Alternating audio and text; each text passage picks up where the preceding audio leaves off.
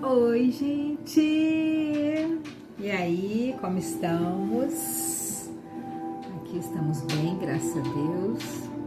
Para quem perguntou, né? O Heron e a Una já estão melhores, graças a Deus também. Reduziu bastante, né? A Una já tá 100% boa. E o Heron tá melhorando cada dia, graças a Deus. Tá tudo bem. E aí, quem de vocês aí, né, desse lado, assistiu o podcast de ontem, o vídeo, né, de ontem? Pesado, né? Difícil. Tem coisas que a gente quer correr na vida, né? Quantas vezes a gente fica pensando em correr dos problemas, correr das dificuldades, quando começa a apertar demais, você fala, sabe de uma coisa? Eu vou correr. Minha tartaruga tá ali, sambando no terrado. Não sei se vocês conseguem ouvir, acho que não, né? Mas quantas vezes, né, a gente quer fugir dos nossos problemas, das nossas dificuldades. É igual eu ontem queria fugir daquele capítulo horroroso. Olha, eu acho que é assim, um dos piores capítulos que a gente tem para ler, porque são coisas nojentas, né, coisas que dá repúdio na gente. É uma coisa, é difícil, é triste, é uma mistura de tudo ali. Graças a Deus passamos pelo capítulo 19. Graças a Deus passamos pelos nossos problemas. Não vamos mais olhar para trás e virar estátua de sal, igual a esposa de Ló ontem, né? Ela olhou para trás, ela sentiu falta daquela cidade promíscua, horrorosa, como nós vimos ontem.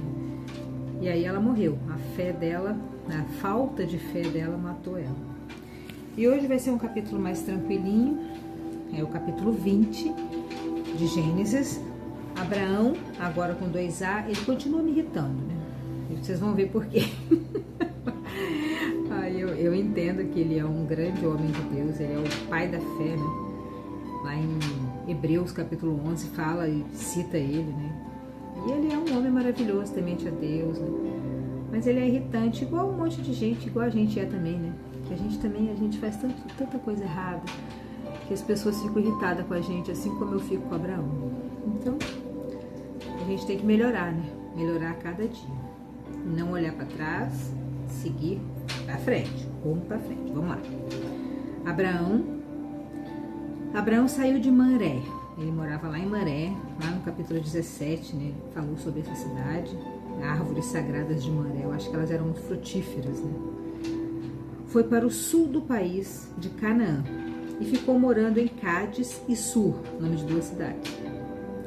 Cádiz e Sur. Mais tarde, quando estava morando em Gerar, Abraão dizia que Sara era sua irmã. Começou falando. Abraão dizia para todo mundo que Sara era sua irmã, que ele era cagão, covarde. Ele tinha medo das pessoas matarem ele, porque Sara era uma mulher lindíssima. Acho que no capítulo 16 eu falei sobre isso. Ela era maravilhosa. Aonde ela chegava, ela tocava o terror, assim. Ela era linda. Ela despertava olhares de todo mundo, desejo de todos os homens. Então, o Abraão tinha medo dos homens matarem ele por causa dela, né? Para ficar com ela. Então, ele mandava ela falar que era irmã. Ela tinha que se sujeitar, porque mulher naquela época era um zero à esquerda, né? Graças a Deus isso mudou. Mas enfim, vamos continuar. Então Abraão falava para Sara dizer que era sua irmã. De fato ela era, a gente vai ver. Então Abimeleque, rei de Gerar, mandou que trouxessem Sara para o seu palácio. Coitada da Sara, gente. Nossa, eu não consigo passar por essas histórias sem me colocar no lugar da Sara.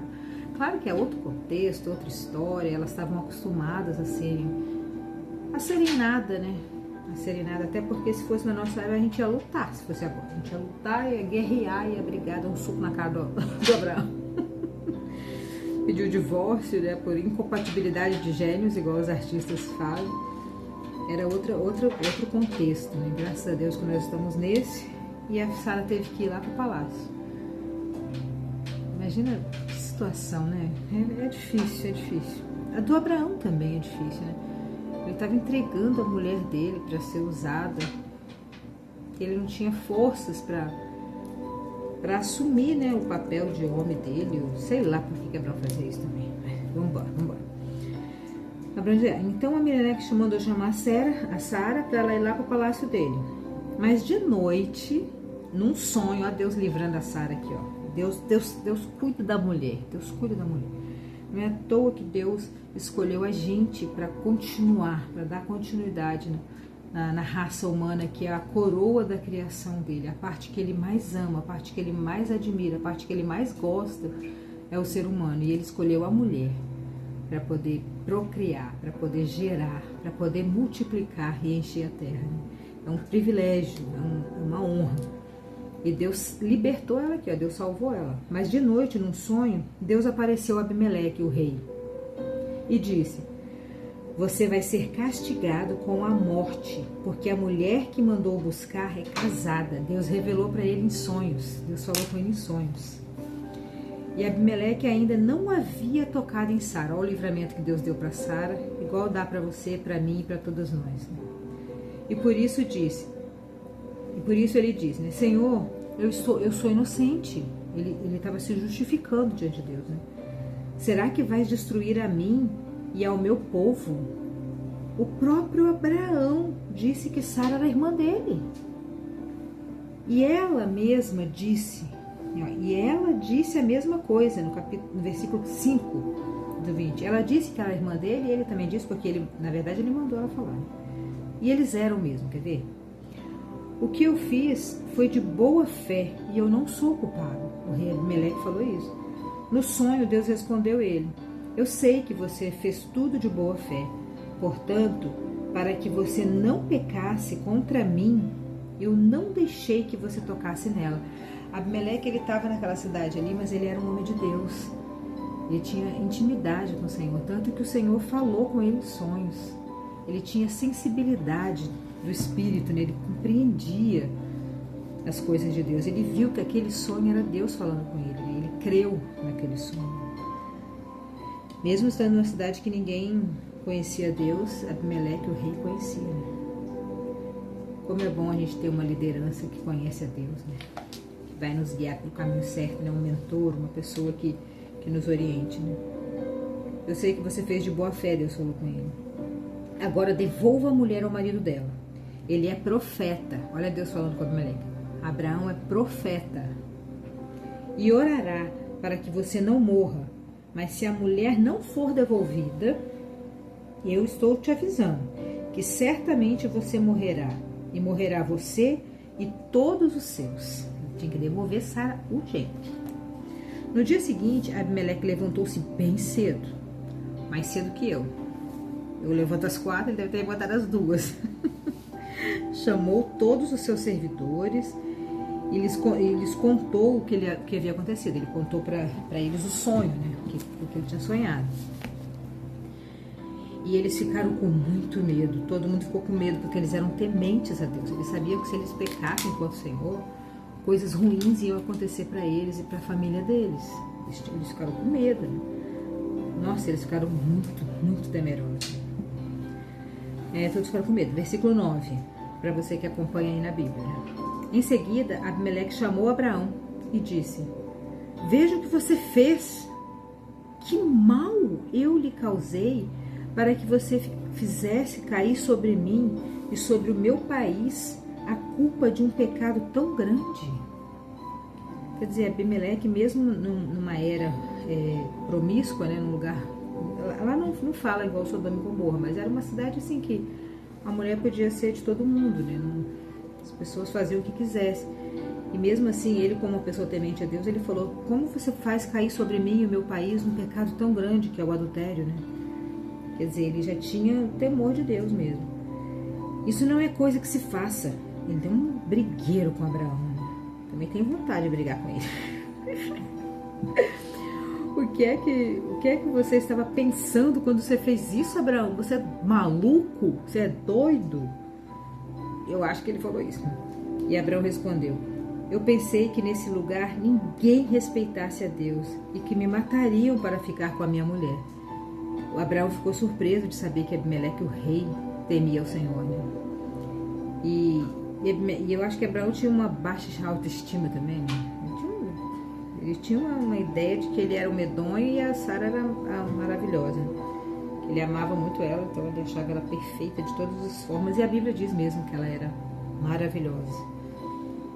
E ele com baixa estima, né? Mas enfim. E preservando a vida dele também, né? Porque ele tinha medo de morrer. Deus também não queria que ele morresse, porque se ele morresse não ia ter a genealogia todinha até Jesus Cristo. Né? Além disso, Sara é de fato a minha irmã, que eu falei pra vocês. Né? Além disso, Sara é de fato a minha irmã, mas só por parte de pai. Sendo assim, eu pude casar com ela. Então ele era meio irmão da Sara por parte de pai, né? Mas você vê também que Abraão, ele usa um argumento aqui para justificar a mentira dele, né? Que na verdade ele estava falando que ela era irmã porque ele estava com medo de ser assassinado, né? De ser morto. Então, ela que se lasca para lá, resolvendo os problemas dela lá, né? Ou não, né? Mas daí ele usa uma verdade aqui, né? Que eles eram... De fato, ela é minha irmã, não estou mentindo. Ele quis dizer isso, né? Mas ele estava, né? Que a intenção do coração dele não era falar a verdade que ela é minha irmã. Era se livrar da morte, né? Às vezes a gente faz isso também. A gente usa uma verdade para cobrir uma mentira. Deus não gosta disso. Mas vamos lá. Mas só por parte de pai. Pois sendo assim, eu pude casar com ela, versículo 13. Quando Deus me tirou da casa do meu pai e me fez andar por terras estrangeiras, eu disse a Sara, em todo lugar aonde formos, faça-me o favor de dizer que eu sou seu irmão. Isso aqui para mim é um elogio que ele estava fazendo para ela. Estava falando, você é tão linda, você é tão maravilhosa. E os homens, ao invés de falar rasgado com a gente, eles ficam arrumando subterfúgios, né? Aprendam agora, homens. Falem rasgado, você está linda, eu amei essa roupa, seu cabelo está maravilhoso. Ai, eu acho você maravilhosa, você é linda, eu não mereço estar com você. Fala a verdade, a gente adora o elogio. Toca o terror na mulherada hoje.